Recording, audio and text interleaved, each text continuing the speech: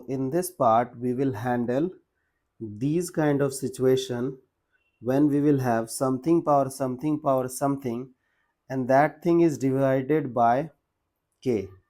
Okay, so now try to understand how we will handle those situations.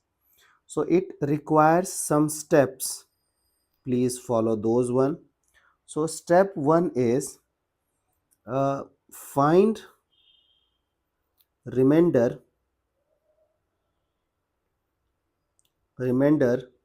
when a is divided by k.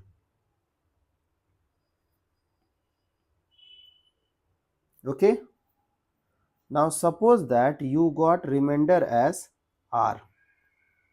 Okay, now look at second step. So now you got remainder as r. Now s2. So step 2 is you have to find out the cyclicity. Find cyclicity, cyclicity when remainder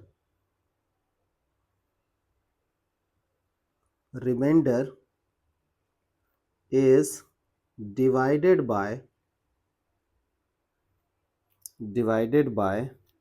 k. Okay, so what you have to do? You have to write r power 1 divided by k, and you have to write down remainder. Then r power 2. Okay, so r power 2 divided by k, then write remainder. R power 3 divided by k, then write remainder. Okay, so what does this cyclicity means? Okay, you will search for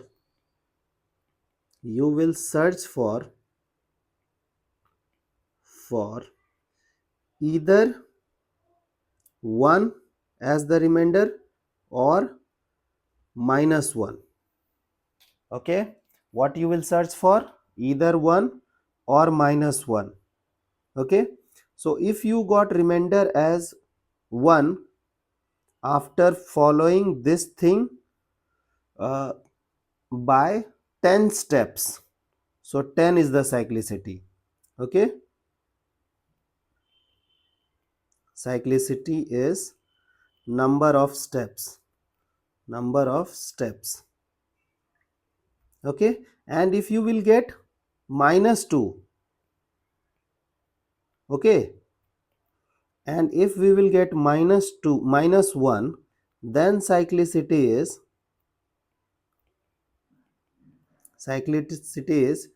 2 times number of steps. Okay, so I hope step 2 is also clear. Now look at step 3.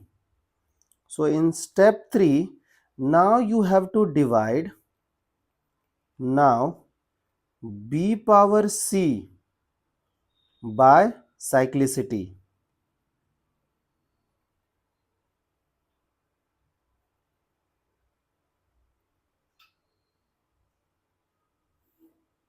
Okay, so you will get some remainder. Now put a power remainder. Okay, and now you can follow your natural method to solve your question. Okay, so you have to follow these 3 steps. So step 1, you have to divide a by k to find out the remainder. Now you will find out the cyclicity of remainder, means remainder power 1 divided by denominator, remainder power 2 divided by denominator, remainder power 3 divided by remainder, and you will keep on following this step till the time you got either 1 or -1. So if you will get 1, the cyclicity will be the number of steps. Suppose you have used 10 steps, so cyclicity will become 10. And suppose you got -1 after doing 10 steps, then the cyclicity would be 2 times number of steps, that is 20. Okay. Now with that cyclicity you have to divide power b power c, and suppose you got anything as remainder, you have to put that remainder on a, and now you can follow your natural method where you have solved a power b by k. Okay, I hope you got the approach. When we will solve some illustrations, you will have more clarity about the topic. So let's move on to the illustrations.